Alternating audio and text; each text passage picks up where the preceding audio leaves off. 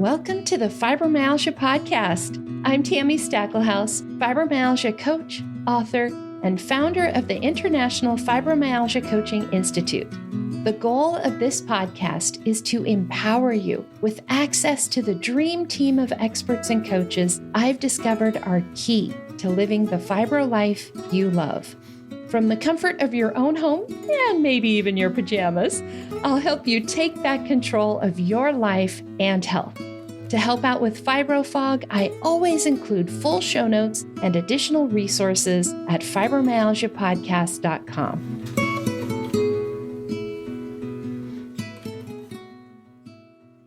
Welcome to the Fibromyalgia Podcast. I'm your coach, Tammy Stacklehouse, and this is episode 165 and our next Stories of Hope episode. This is actually the 11th Stories of Hope that we have shared here on this podcast.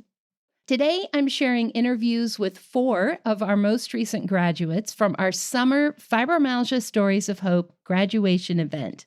As I said during the event, there just aren't enough stories out there of people who have fibromyalgia and who have found ways to feel better. Normally, we hear things about how terrible fibromyalgia is, how it's a, quote, life sentence of sorts. Even our doctors tell us there's nothing more we can do. There aren't good treatment options for fibromyalgia. Or, the one I heard most often, get used to your new normal. But not all of that is true. Yes, fibromyalgia can be very debilitating, and yes, there's some adjusting we need to do. But the truth is, there are things we can do to treat fibromyalgia, and feeling better is absolutely possible. I help people do this every single day, and today you're going to hear from some of them.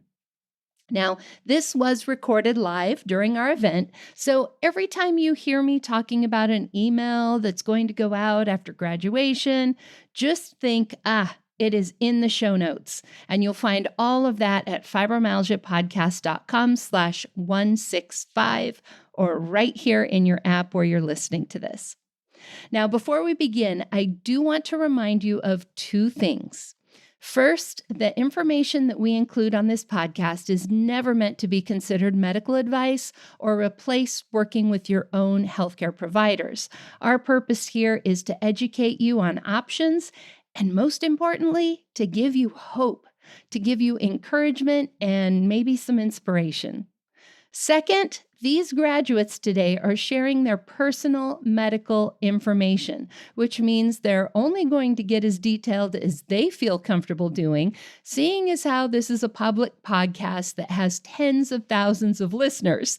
I also want to remind you that, of course, the results that you might get working with a coach or taking one of our classes might not be similar to what you hear from our graduates, depending on your own medical history and level of symptoms. One last thing before we dive into our interviews. You are going to hear us talking a lot about the Revised Fibromyalgia Impact Questionnaire, or FICR, F-I-Q-R. This is the measuring stick of sorts that many doctors and researchers will use to measure the impact of fibromyalgia. You can think of it essentially as a measurement of your fibro symptoms. The higher the score on a scale of 0 to 100, the higher the impact of fibromyalgia on your life and the worse your symptoms are. Our students use this to assess their fibromyalgia right at the beginning of each class, and they take it again at the end of class to see how they've improved. And that is what you'll be hearing about for each of our graduates today. Now, before I give you the numbers for this class, I want to put them in context. Most fibromyalgia medications improve the FICR score by about 15 to 30%, if they work for you at all. Many times, patients can't take these medications because of unwanted side effects. Other therapies, like cognitive behavioral therapy, have actually been found to not provide long-lasting relief from fibromyalgia symptoms and pain. They have been proven helpful in improving how people cope with their pain and improving their depression scores, but they have actually been proven not to provide long-lasting relief from things like pain. In contrast, graduates of our Certified Fibromyalgia Advisor class improve their fibromyalgia symptoms an average of about 50% in just 90 days. Students who graduate as a Certified Fibromyalgia Coach are often nearly symptom-free. I'm also proud to say that every single one of our students, since we've been tracking their results with the Ficker, has had an improvement in their fibromyalgia. This worked for every single person. Now, let me tell you about this class. Our advisor students started with an average of 53. Now, average for all fibromyalgia patients is 58. This is considered moderate. So our class started off maybe a little bit better, but very similar to probably how you feel right now. At the end of the class, 3 months, just 90 days later, they ended at an average of 18, which is considered very mild. Now, I will tell you, I have been talking with a few doctors about what number at the low end would you say your patients no longer have fibromyalgia? At what score would you say people were in remission? And the number that has been thrown around is somewhere around 20, 25. Every single one of our people ended below that number. Their average was 18. That was a 66% improvement, or an improvement of 35 points. Our coach class students, which you'll hear from today, started at an average of 51, so a little bit better than our advisor class, but they ended at an average of 7. Single digit, number 7. So they were way below that 20, 25 number that my friends have been tossing around as the point where they might say someone's fibromyalgia is in remission. Now, you don't want to hear me talk. You want to hear their stories, right? So let's go ahead and get to those interviews so you can hear their stories in their own words. And make sure and check out today's show notes for all the links that I mention in today's interviews. And don't forget, anytime you hear me say there's an email coming, just think, yes, show notes. And you'll find those at fibromyalgiapodcast.com/165. Now, here are our interviews from graduation.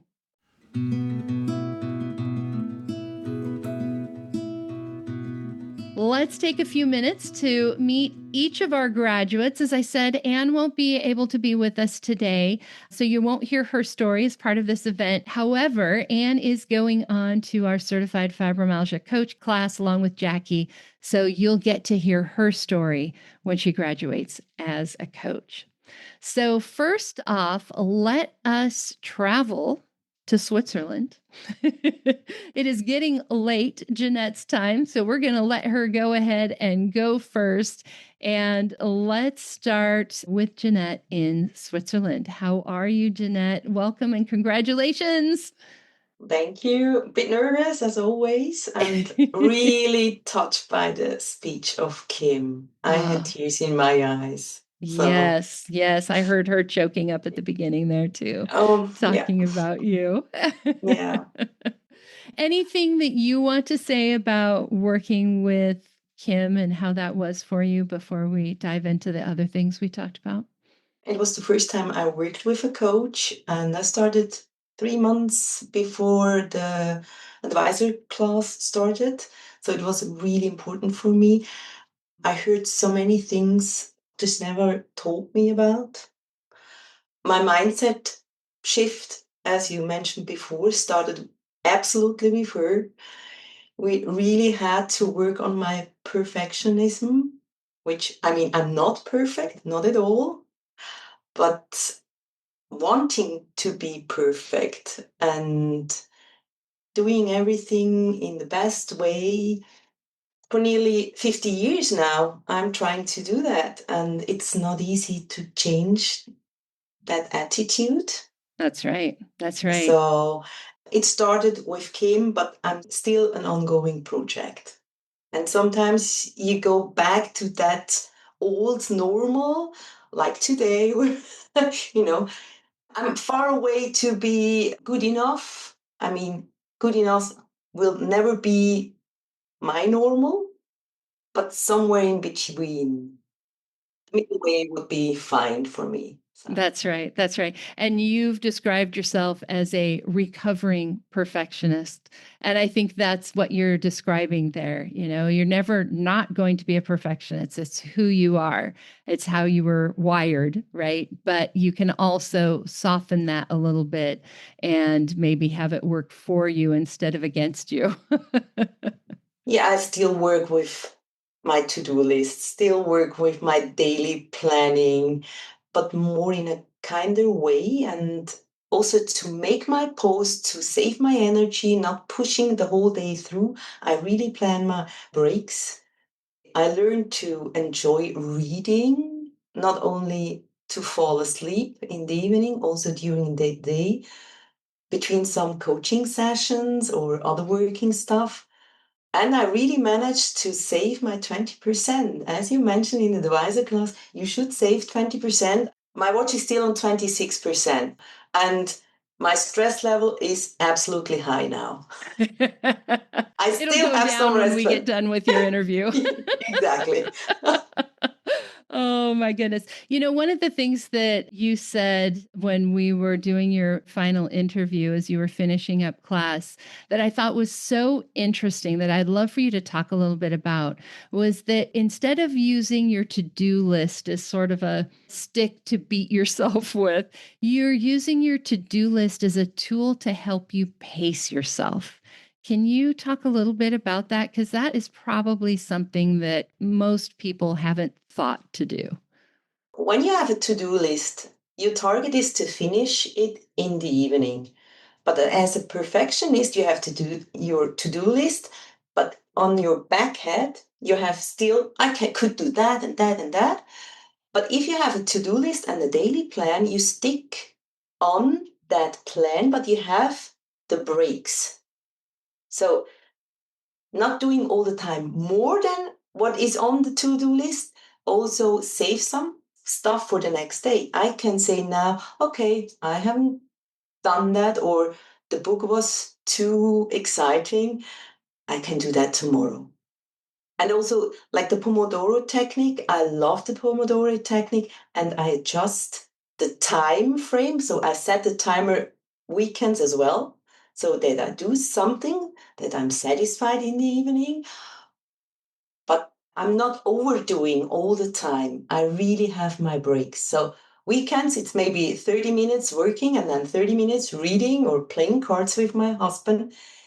It sounds maybe a bit stupid, but it helps. It's so calming down. I'm not that driven anymore. It's more, I enjoy working calm.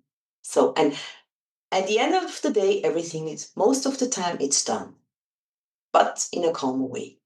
Yes, yes. If you have a to do list that is too crazy long, that has all the things you could possibly do on it, you never get to that done moment and you never get to that moment where you can relax and be calm. So I love that so much.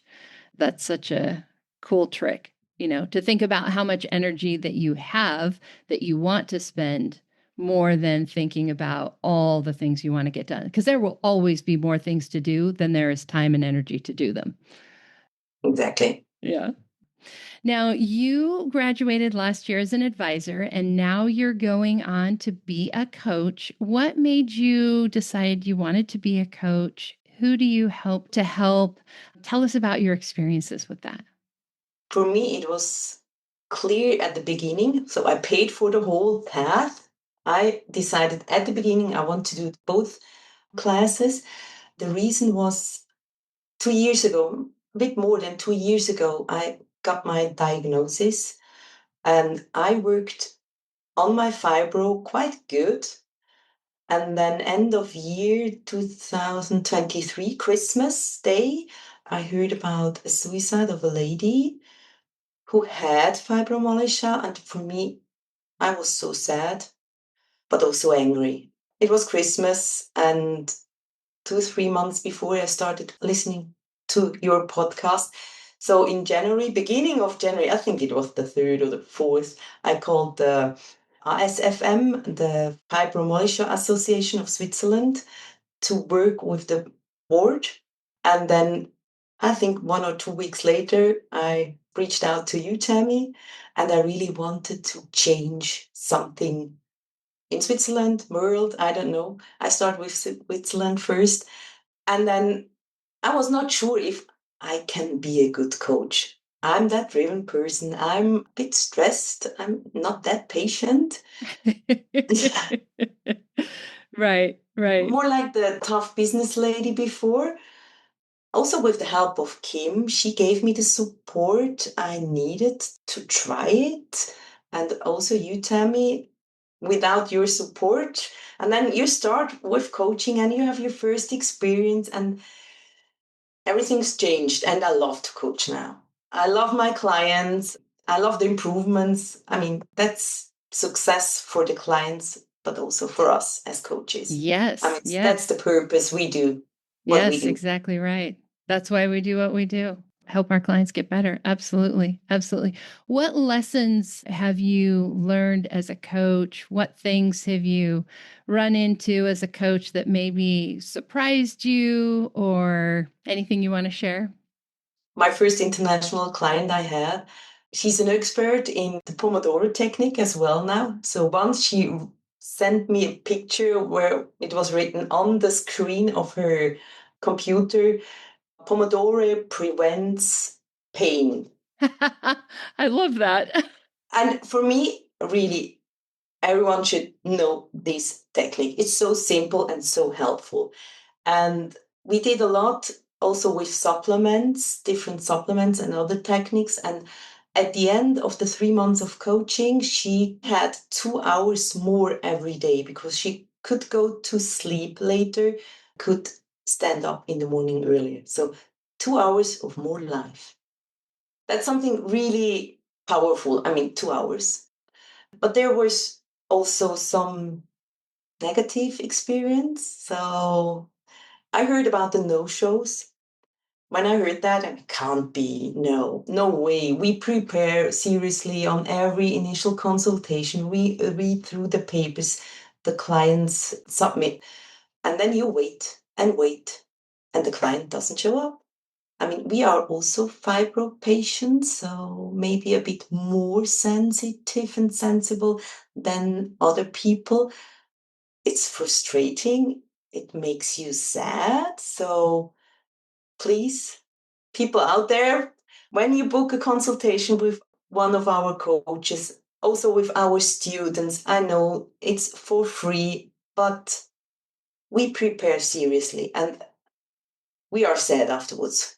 Yeah. Yes. Yes. I mean, all of us are doing what we do because we want to help people, right? And when we set aside the time, we spend the energy, we block off our calendar, not only are we spending all of that time and energy and effort and then having somebody not show up, but also that's taking a spot where we could have helped someone else. It can really be heartbreaking and discouraging when that happens. I want to mention another good story. I don't want to stop with the negative one. Yes. I had this 69-year-old lovely lady who was a former dentist, and she reached out, but she was really skeptical about coaching. She tried, I mean, 30 years or something. She tried everything. Her husband was also a doctor, and maybe she was a bit afraid of hope. I mean, that's what we have. Then you try something new and then it doesn't work.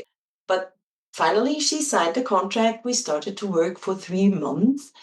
And we tried also with supplements, all the self care techniques. She was more professional than I am. I mean, she knows a lot. but also some new gadgets. I love gadgets, so I have one here as well. And also with LDN, low dose naltrexone. She started with that. She never heard that before. And she tried it. She's super happy now. We are still in contact, although the contract started 4 months ago. Sometimes she asks questions and I can help her. But finally, her figure score went down from, I think, 40 something to 23 within 3 months. So Yes. she told me coaches mixed everything up, but in a good way. She's happy about it. Yeah. Oh, that's so great. That's so great. So, if you're listening and you're hearing us share these kinds of results, I want you to know that this is our normal to see results like this for ourselves, for our students, but also then for our coaches with our clients.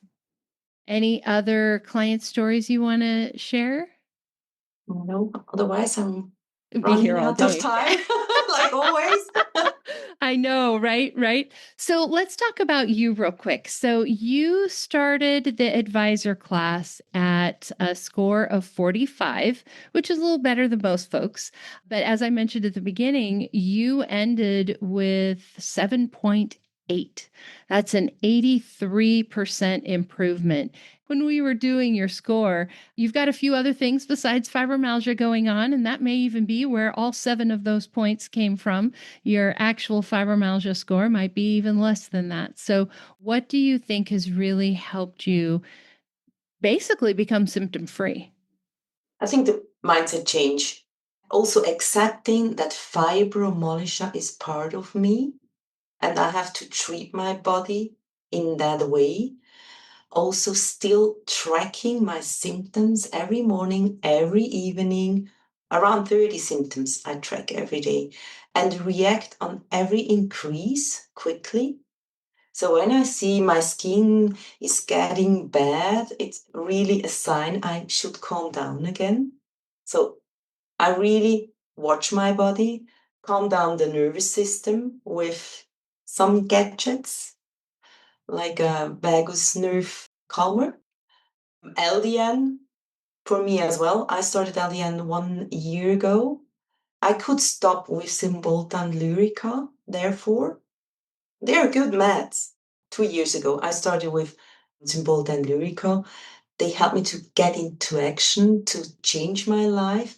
But the side effects, like being less emotional, having like that cotton brain, fibrofog, we have already fibrofog. We don't need more of that kind of weirdness.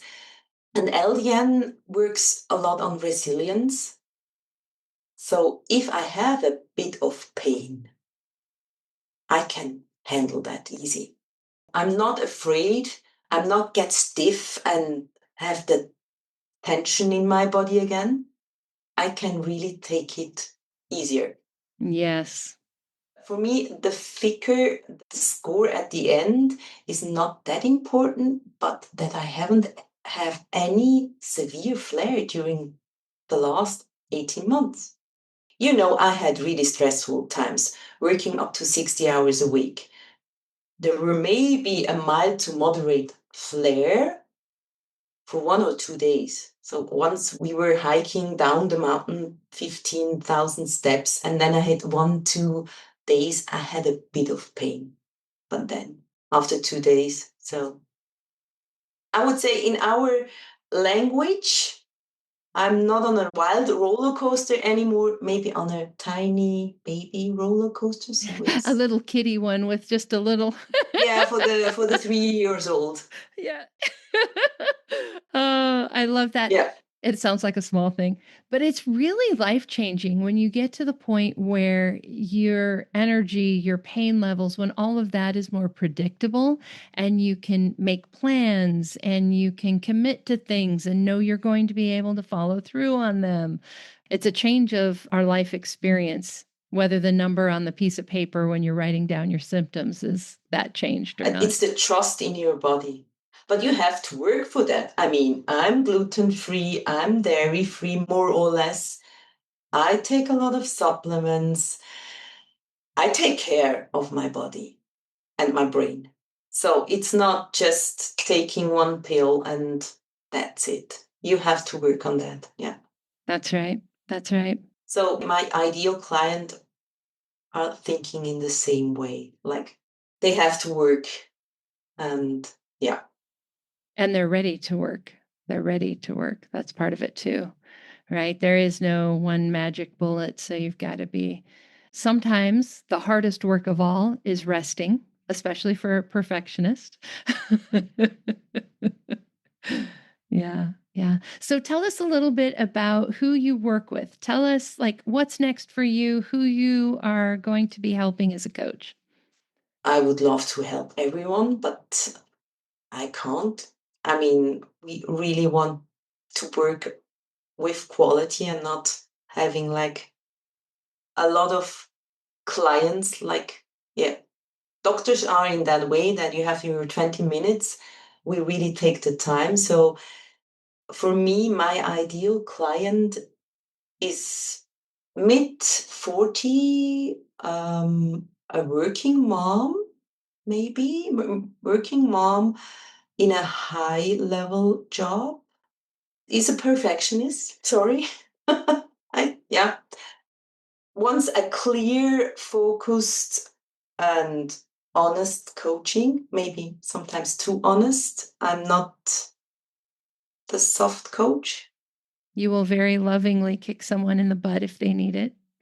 Yeah, you said that, but I one said that. client said thank you for that. So yeah, it's hard. The ADHD is still a part of it. I mean, all the restless minds.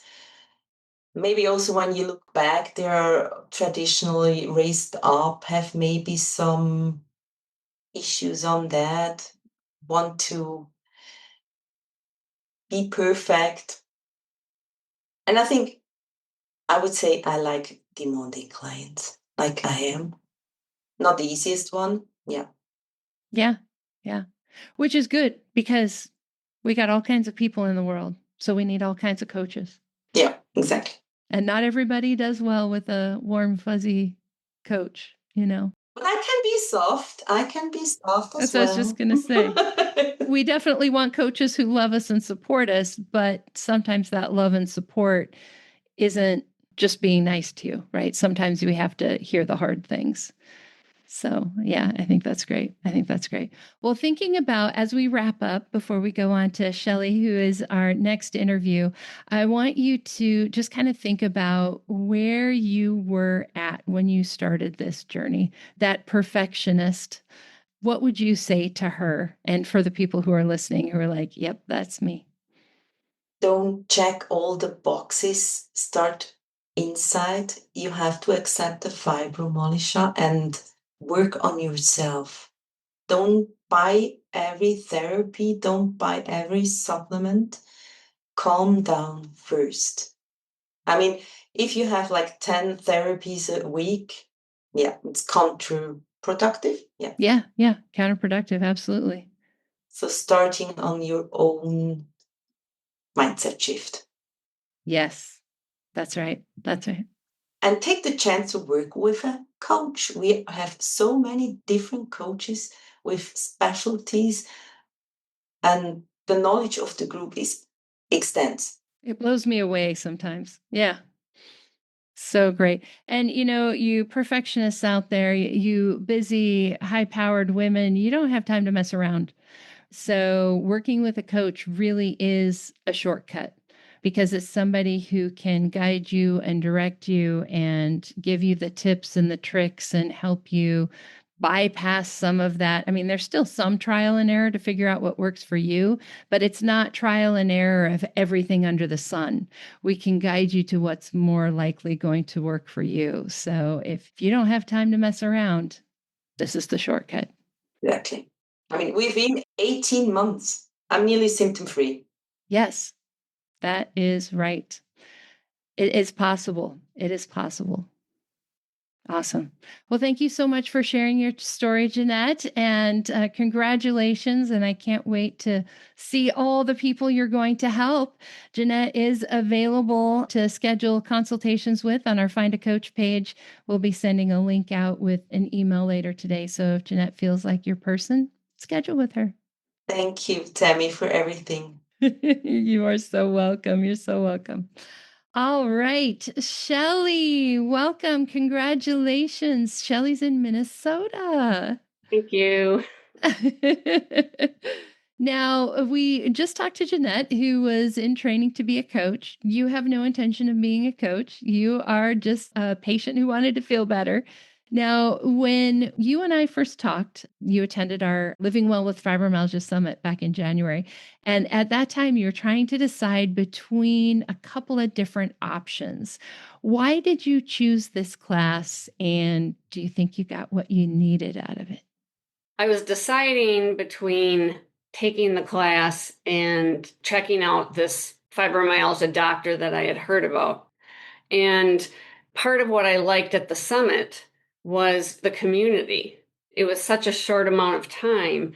And I had pretty much decided not to take the class. And then you emailed me to check and see what my decision was. And it really hit me. I mean, I started crying because I realized I'm going to lose this community. And it's really something that I think a lot of people with fibromyalgia, it's hard when you don't have a connection with people that are going through those same kinds of things. That, and I also decided that I wanted more information before I saw any other new doctors, more information so that I could navigate new appointments better. And I really did get that with the class. I feel really prepared now. I've got some new appointments scheduled and I feel more prepared, and there's a lot more questions that I can ask ahead of time to determine if it's the right doctor or not, and that kind of thing. So That's great. That's great. And honest to God, truth, you have more training right now than most of the doctors out there on fibromyalgia. I believe you. But as patients, that's kind of what we have to do. We're supposed to be involved in our care, right? We don't just want doctors who are like, do this, do that, whatever. We need to be involved in our care. But if we don't know enough, how can we make good decisions? Yeah. And then you really start to second guess yourself. So, I'm just feeling a little more prepared for that. Absolutely. And you may decide to do all the things, but you're going into it in a very different place than before. So that's great. That's great. Now, Kim was your coach. How was that? What was that like? Well, she was awesome. She was just so easy, and I just, connected with her right away. And you can just tell she's an easy person to connect with. She always knew the right thing to say, and she helped with changing my way of thinking and my mindset by not spiraling, but she does it in a gentle way. So, there's no judgment. And she was just very encouraging and obviously, really knowledgeable. And she's very knowledgeable about food, diet, all that kind of thing. She talked me off the ledge more than once. Yep. One of the big things is just helping to make the decisions about which doctor to try next or which supplement to try next. It gets to be a lot. You get all this information, and she just helped sort that all out. Yes, it's a lot. Like every day, every moment, there's another decision to be made. I remember saying back when I was dealing with a lot more fibromyalgia symptoms that when Scott would ask me the simple question of, do you want to go to the movies? There were like 100 smaller decisions that I had to think about and make, right? Like, when does the movie start? When is it going to end? Is that going to be too late? How does my body feel? Am I going to handle sitting there? Am I hungry? Like, like there's just decisions, decisions, decisions. And to have somebody to help with that, I mean, it is so valuable. I can really relate to that. What food do I pack? Do I have the food? And Yes. Oh my goodness. Exactly. Exactly. So, what were some of the things that you and Kim worked on in regards to your own fibromyalgia? I know you said mindset and some of those other things, but like share some specifics if you would. one of them was a thing that I really needed to work on, and that continues improving my pacing. So, just talking about planning breaks and using alarms on my phone to remember to take breaks, reminding myself to not ignore the alarm. Right. Right. It's not a suggestion. It really is. You're supposed to stop then. Right, right. And talking about like, how to change your way of thinking and your mindset, a big thing for me was when I'd feel worse at some point in time, not panicking about it and not spiraling and going, oh no, now am I not going to be able to do that thing tomorrow or the next day? Or is this going to keep getting worse? And just kind of calming it down a little bit. Yes, because it can leave us feeling a little panicked a lot of times, when we've been so bad and we get better and then we have that little blip, it's easy for us to be afraid, oh no, does this mean I'm going back to that bad place? Right? Yeah, yeah, exactly. Yeah, yeah, that's so great. So your fibromyalgia impact questionnaire score improved by 59%. You went from 41 down to 17. What were some of the things that you've done over the last 3 months to accomplish that? So for a couple of years, I had a foot issue. And so I would soak my feet every night in water with Epsom salt in it. And the foot got better. And so I wasn't soaking it as much. And kind of during that time, my sleep was getting a little bit worse. And this was all during the time when I was taking the class. So, and, talking with Kim, and, we were talking so much about magnesium. And it finally dawned on me, oh, the magnesium, I'm maybe not getting as much as I was. So started soaking my feet Epsom salts. That's what in those with are. Epsom salt every Magnesium. night, and it was almost immediate that my sleep got so much better. That was a big one. I've added some new supplements, and those have really helped my sleep more also. And so I'm continuing looking at some different supplements. But the tools, the Dream Week planner, planning out your dream week and just planning out blocks of time for different things, and also blocks of time to just work on the fibromyalgia things, improvement management, that kind of thing. And then also the book of me. We're instructed to write down whenever you realize something that works for you, you write it down, and especially something that doesn't work for you, like you can't go somewhere for 8 hours and just keep going. And again, I already mentioned the pacing, just really working on that and working on not pushing to the brink of crashing, pushing and crashing, pushing and crashing. So that's helped a lot too.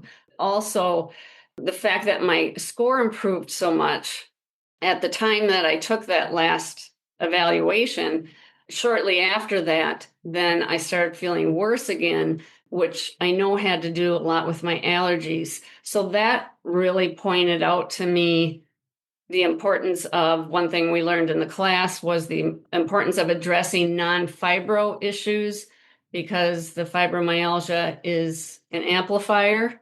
And so when I felt this way, when my allergies kind of went crazy, it just made me realize it's not always the fibromyalgia, because a lot of my allergy symptoms are similar to a lot of my fibromyalgia symptoms. So Yes, absolutely. And it can be a trigger for other things, right? That if you can keep those things managed, then you don't, like you said, fibromyalgia is an amplifier. And so if you can keep those things managed, it doesn't build, you know. I think of them as being like the foundation for everything, right? For me, it happens to be sleep. If I don't get enough sleep for too long, if I get bad sleep, if I'm in a bad bed, like any of those things, that is how I'm going to end up with fibro pain. But if I can make sure those things are all taken care of, then we're good. So we can't forget about all those other things because they're part of the picture. Yeah. That's great. And I just kind of want to go back just real quick to what you were saying about soaking your feet. I think anytime somebody is talking about Epsom salts, unless it's a normal injury sort of situation or you got a splinter in your finger and you're soaking it in your Epsom salts, we think about Epsom salt baths for fibro people. And that can just almost feel like more trouble than it's worth. Right? Oh my goodness, then I'm going to have to clean the bathtub and I'm going to have to get in. I'm going to have to get out. I'm going to have to dry myself. I'm going to have to, all the things, right? Takes a lot of energy, and sometimes you're worn out just from all of that. Right, exactly. It's like any benefit you would have gotten, you just lost with the downside. But I love that you discovered that just a foot bath still gives you all that benefit. It still improves your sleep, all of those things. So if you're listening to this, Epsom salts are helpful for you, or even if you don't know, this is worth trying. Like, this is an easy, simple thing that you can do while you're watching TV, reading a book, whatever. Like, it doesn't have to be a whole thing. I think that's great. So thinking about the people who are out there, maybe in a similar place where you were when you joined us for the summit, who are trying to decide between all the things. Their fibro isn't where they want it to be, but there's too many options. What would you say to that person? What advice would you give them? I would say, depending on your resources and that kind of thing, definitely look into the coaching or taking a class. If you're not able to do that, start at the beginning of your podcast.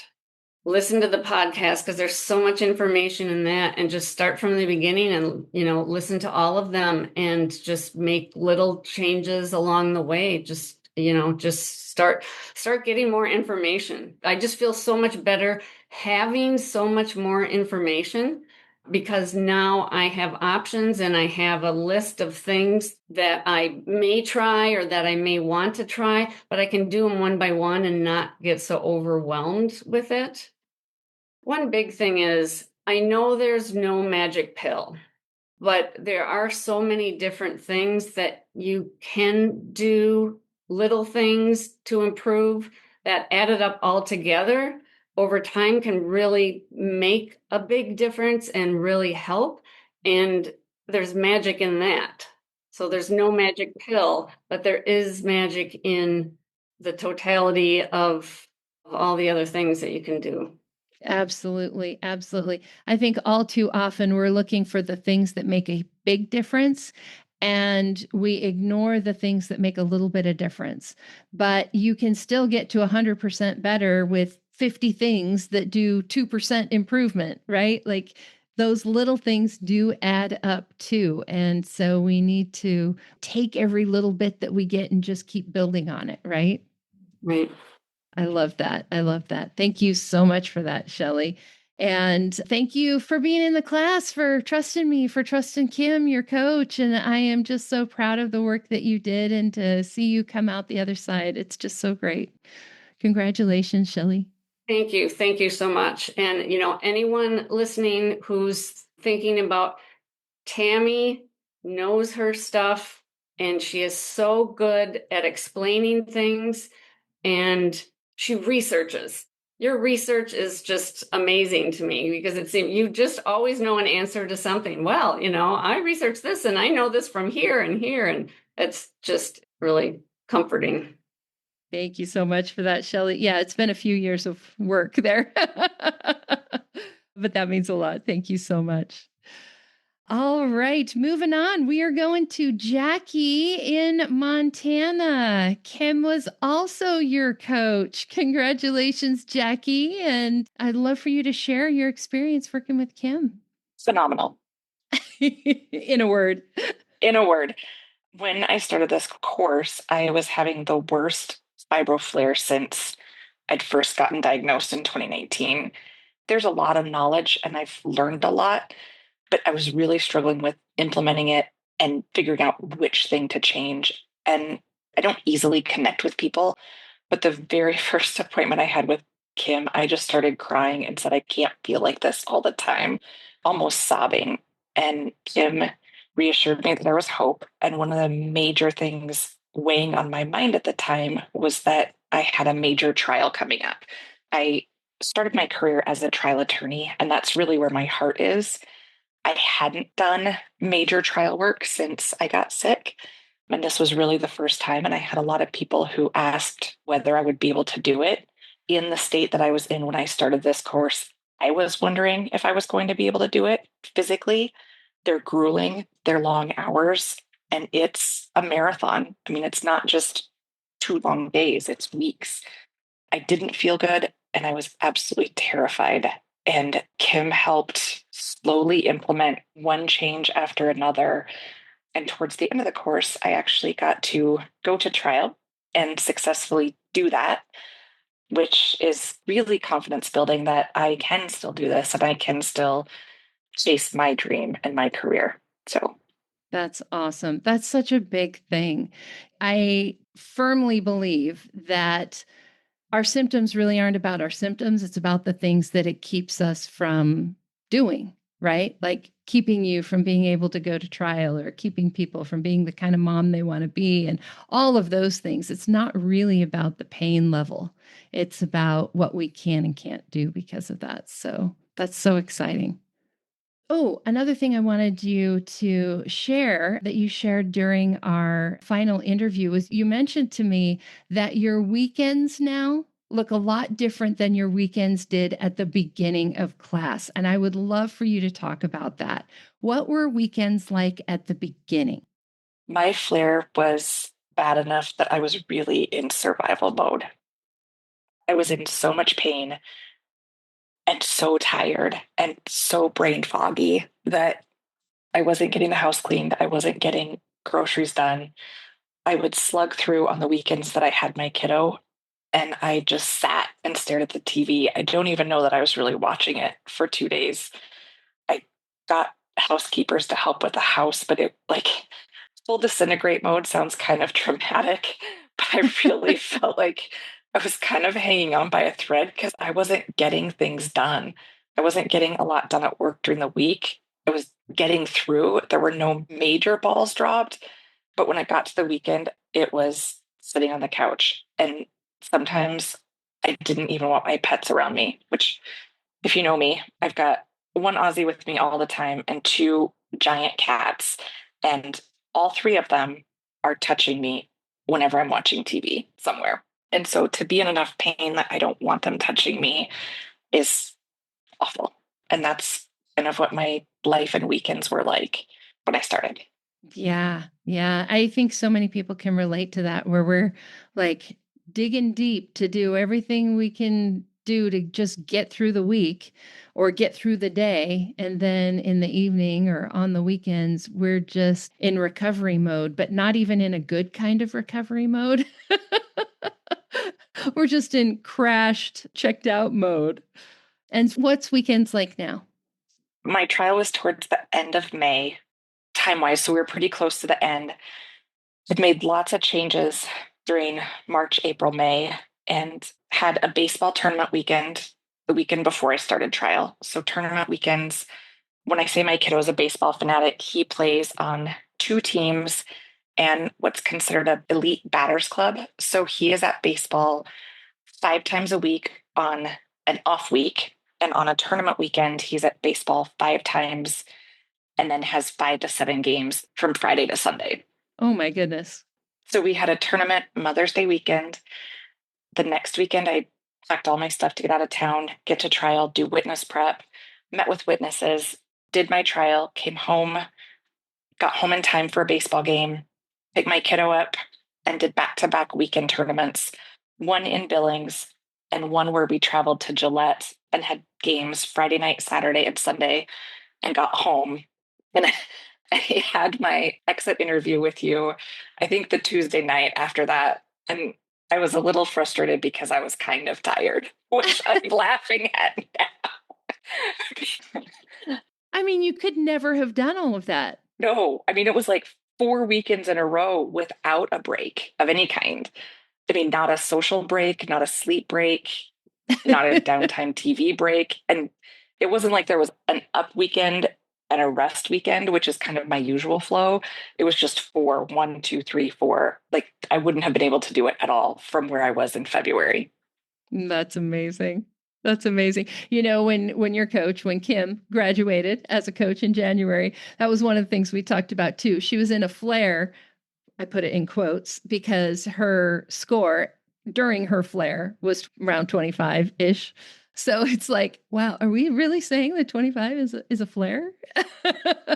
Yes, yes, we are. So that is great. That is fantastic. That's what it's all about, man, being able to live your life. So, what are the things that you have done? Like, what enabled you to be able to do that? It's a combination of education and coaching because with the fibro brain, a lot of times it's hard to figure out which of these things do I do. If there's 10 supplements to pick from, which one do I add? And like what Shelly had said, where there's so much out there and just picking what to do, Kim worked with me on which thing to implement each week. And so we worked on medication changes and how to talk to my doctor about that, which was instrumental because when I brought it up to my doctor, she'd never heard of it and was intent on prescribing something for me that I'd tried before that I knew didn't work. And so being armed with the knowledge about it really, really helped. I was drinking for pain, which I know negatively impacts sleep. Self-medicating. Yes, but I really felt like I couldn't not because then I wouldn't get to sleep. And so Kim really challenged me with some of the thoughts about alcohol. And it turns out it was not helping with my pain, actually. Like when really I had to explain what it was doing for me, it really wasn't. And so eliminating that, slowly building activity back in, and then working on nutritional changes as well. And one of the things Kim said to me at the beginning was better is better. And as a perfectionist, I kind of look at a meal plan and think, if I can't do all of this, I might as well just have cookies and beer. Like it's either getting it all or just scrapping it. And when Kim said better is better, it just resounded every time I went to the default cookies and beer mentality of better is better. You can make a better choice today. And so that helped. And when it came to making better nutritional choices, she had great tips on how to do them in a way that wasn't overwhelming. So all of those things over the course of time added up to a major, major improvement. Yes, 72% improvement, which is actually one of the biggest improvements we've seen for just the advisor class. That's amazing. If you're listening to this, I want you to think about that. 72%, that's almost 3/4 better in 90 days. That's impressive, Jackie. It's impressive, Tammy. That's so exciting. It's so exciting. And now you are going to be going on into our coach class. You want to be able to help other people the same way that Kim helped you. I know I'm going to spring this on you, but what are you looking forward to with the coach class? A couple different things. One is hope. I don't know if I had shared with you, but when I was first diagnosed, I was almost suicidal. I mean, I told my family I wasn't learning how to live with it because I wasn't living that way. It seemed so insurmountable. And one of my doctors had suggested, this is it. This is how you're living. And you just figure out how to accept it. And that's a load of crap. Looking at who I was 5 years ago and a total shift in re engagement with my work, engagement with my son, he was very surprised that I was missing a baseball game today. That's because I haven't missed one since 2020. So going back to how much I was in bed and how hard it was to get out of the house then, I want people to know it's not just accepting it. Yes, there's an adjustment. Yes, there's a grief period because we do have to change things, but it is not just accepting that being in bed in pain, sick all the time is what it's going to be like from here on out. No, definitely no. I want to be able to give people that hope. Another thing that I'm hoping to be able to do is be a resource for people in litigation. Because when I started my career, fibromyalgia was kind of the kiss of death to injured people. It was, if you were diagnosed with it, it was like Malinger's disease, and defense attorneys would get a hold of it. And it was proof that this person did not want to get better.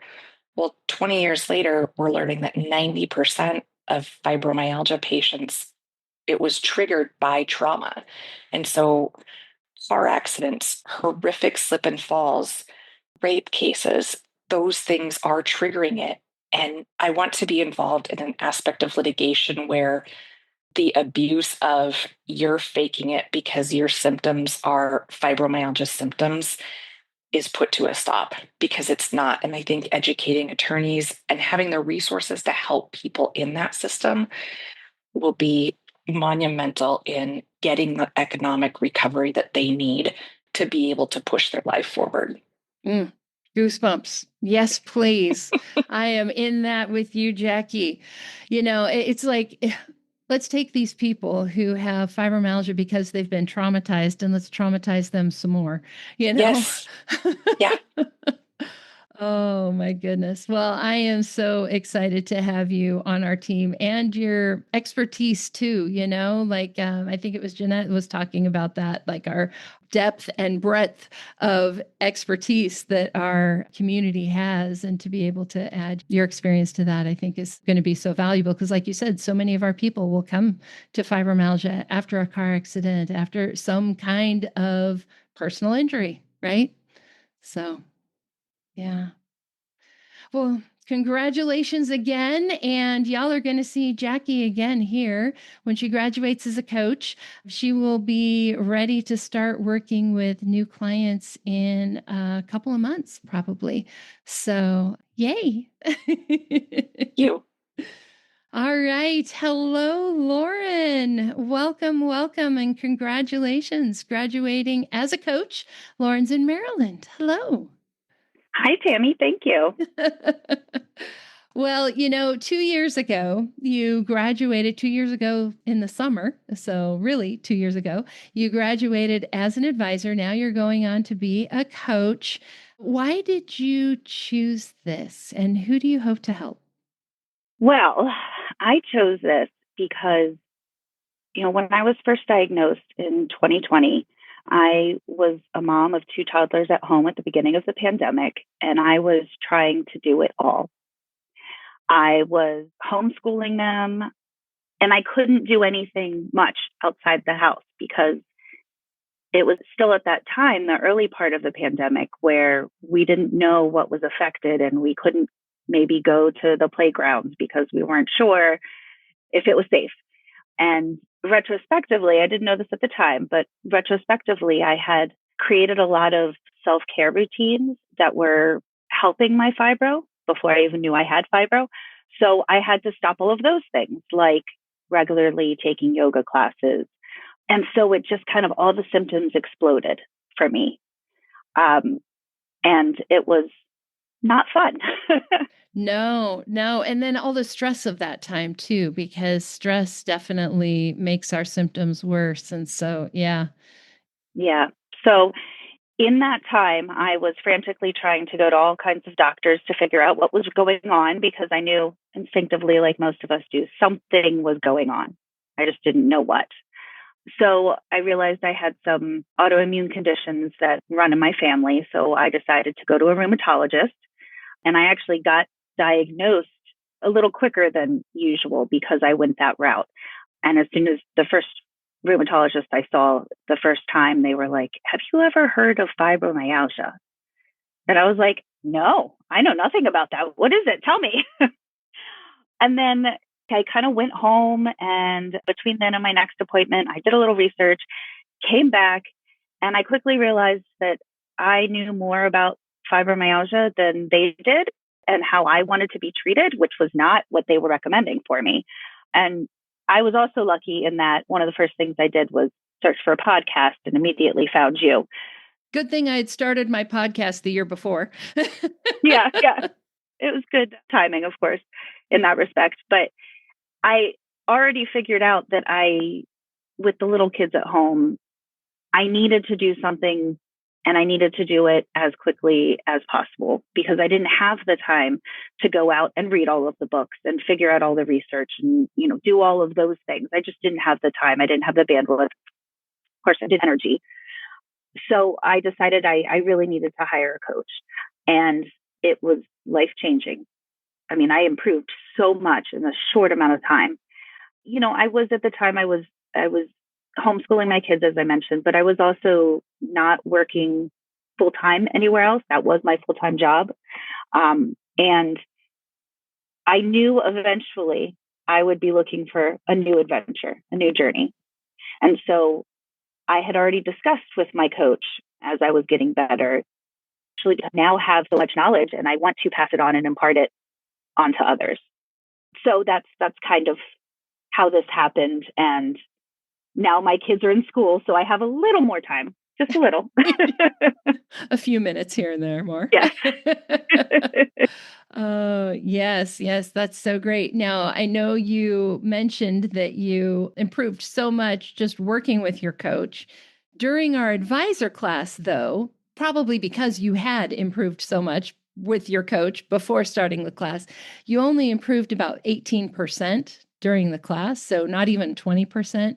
But now you are like 90%, almost symptom free. Most of the time, probably are symptom free. I think it's such an important thing to point that out to folks because sometimes we just need more time. Sometimes it's the season. Sometimes it's just like your body taking time to heal. Like who knows why? But 2 years being in a much different place than just that 18% after your advisor class. I'd love for you to talk about that just a little bit, like your experience of that. Absolutely. When I graduated from the advisor class, we talked a little bit about this. I think having gone through the advisor class, we talk a lot about short-term, easy things that we can do to change and improve. I'd already done that with my coach, all of those things. It was a great reminder, which I think is where I got some change at all. But I started implementing the things that were longer term things, like I started taking low dose naltrexone, LDN. And that takes at least 6 months before you can start to see an improvement. I also tried myofascial release therapy.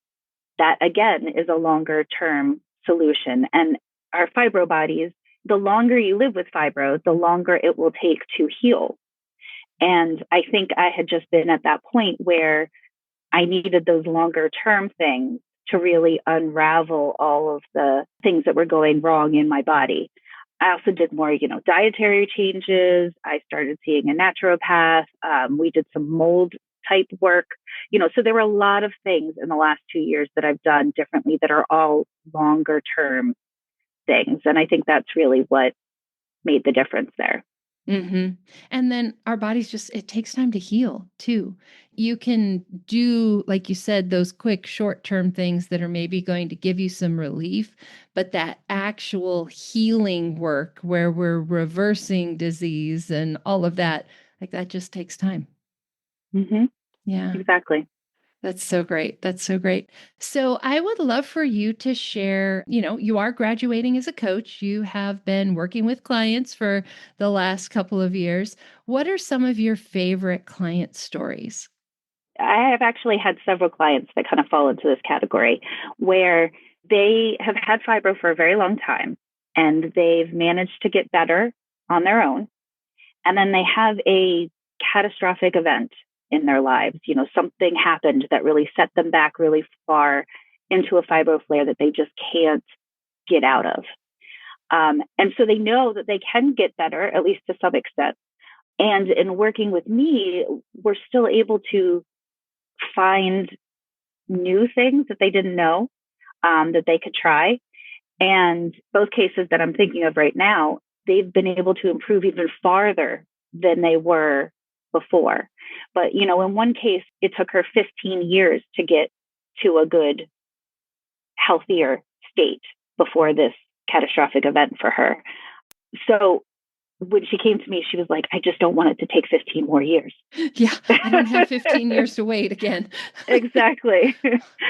But I also love that because they already did some healing on their own before, they still had this thirst for knowledge.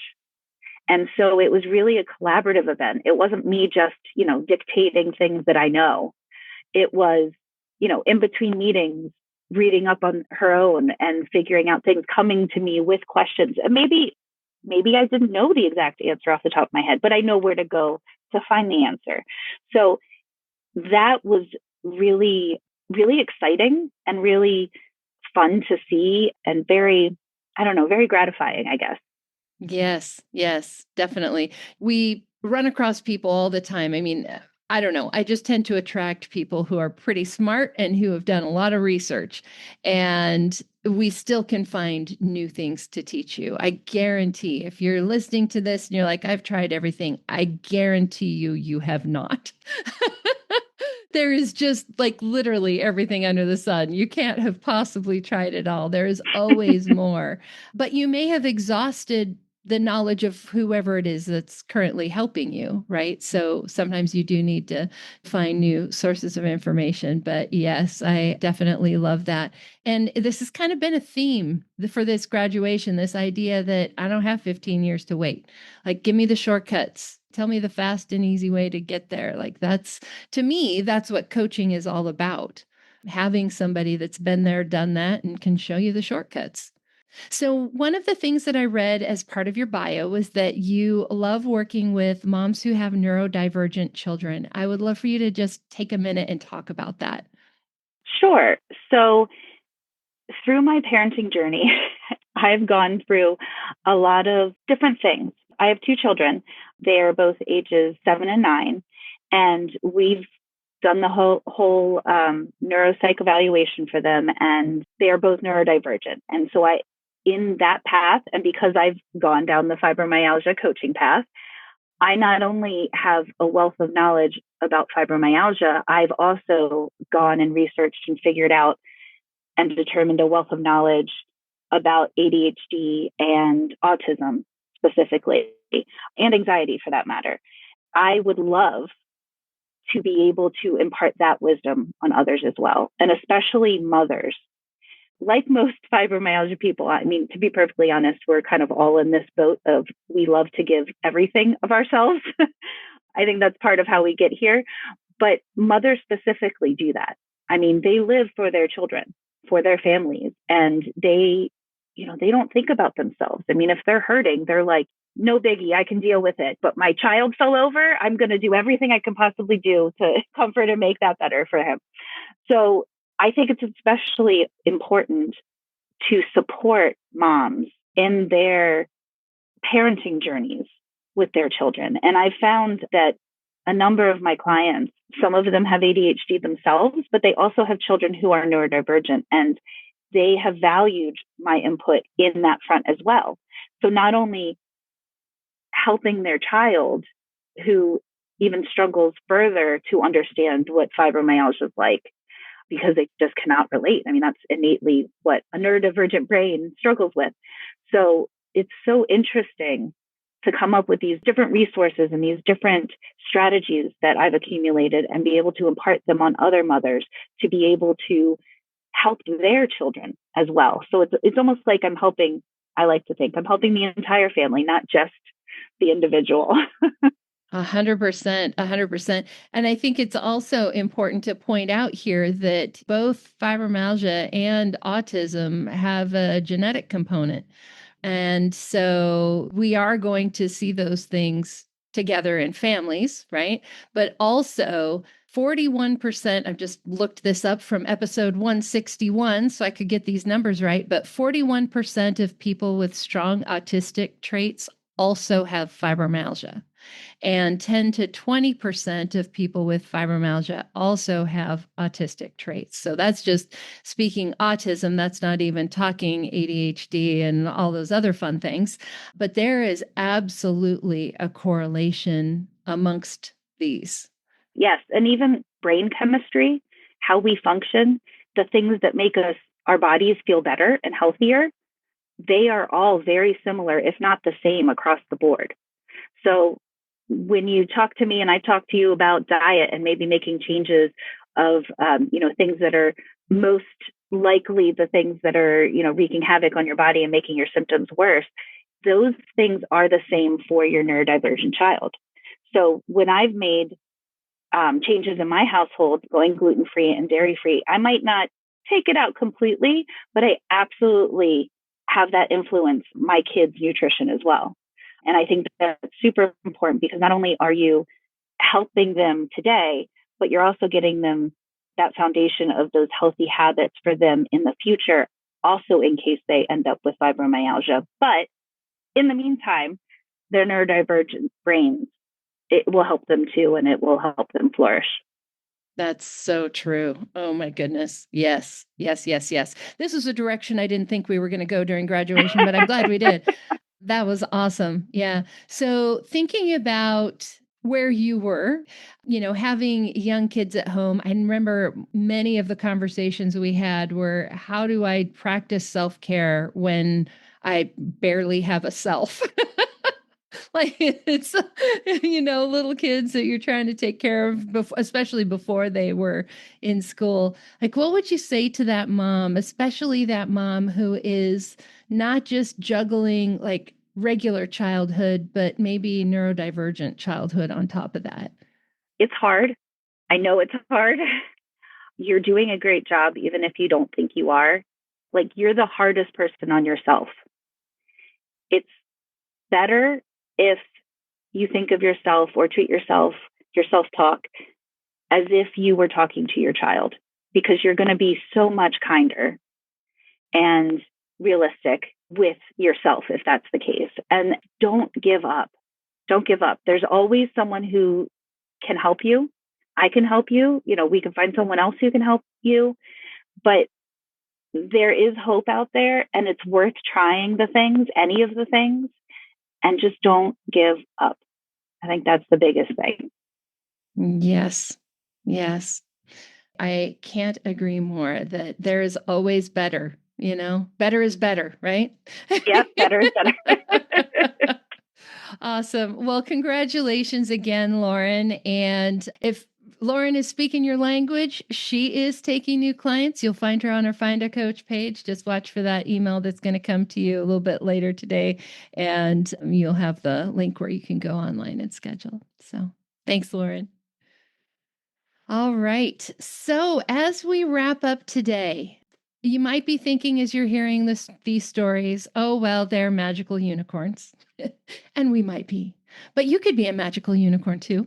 You can feel better as well. Like I said before, this is something that we do all the time, every day. This is not unusual, the stories that you're hearing here. So if you are struggling, if you're thinking, I don't have another 15 years to wait, my life is too busy to be sick, then let us help you. We would love to do that. That's what we do.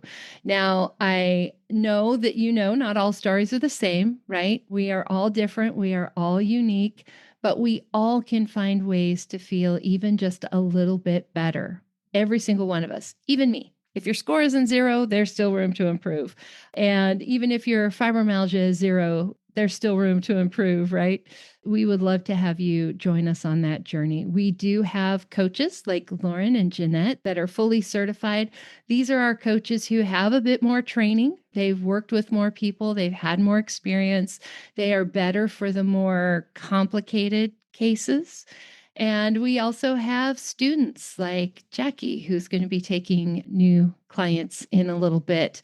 They are learning, and obviously there's a trade-off for experience, but experience versus price, right? So we do have a lot of different people all over the world, as you could hear, different experiences, different life experiences, different personalities. So if you would like that help, we would love to help you. Just look for that email. There'll be a link in there where you can go out and you can schedule a consultation with one of our students or coaches.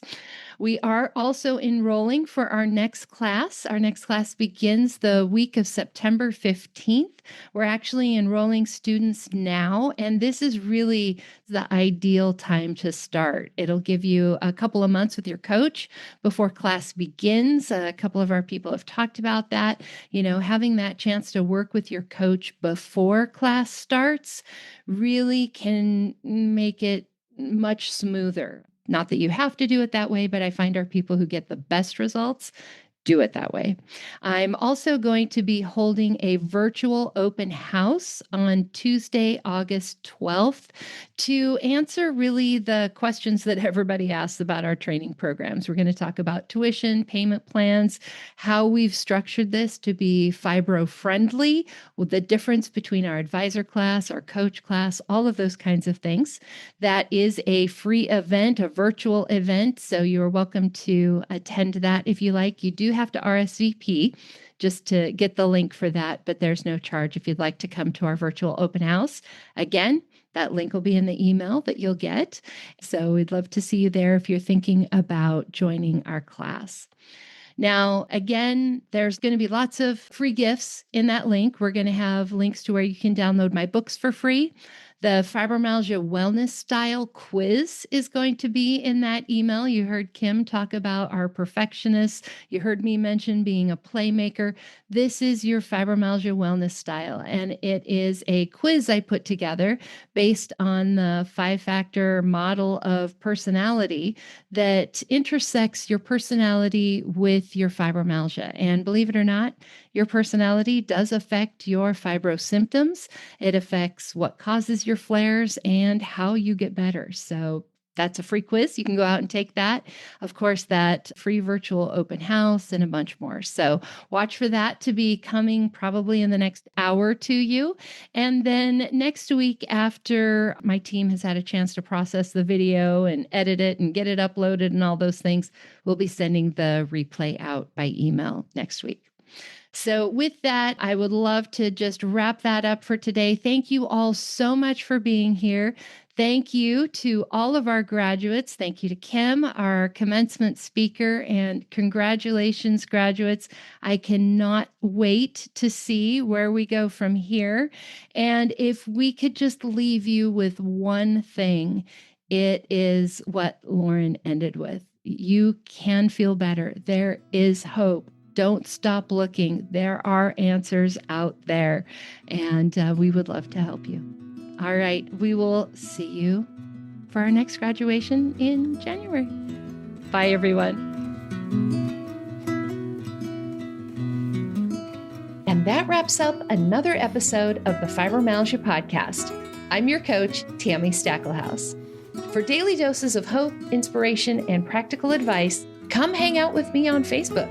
Visit facebook.com/fibrocoach to find my personal coaching page and connect with me directly. To find the show notes, additional resources, or to schedule a consultation with me or one of my coaches, visit fibromyalgiapodcast.com.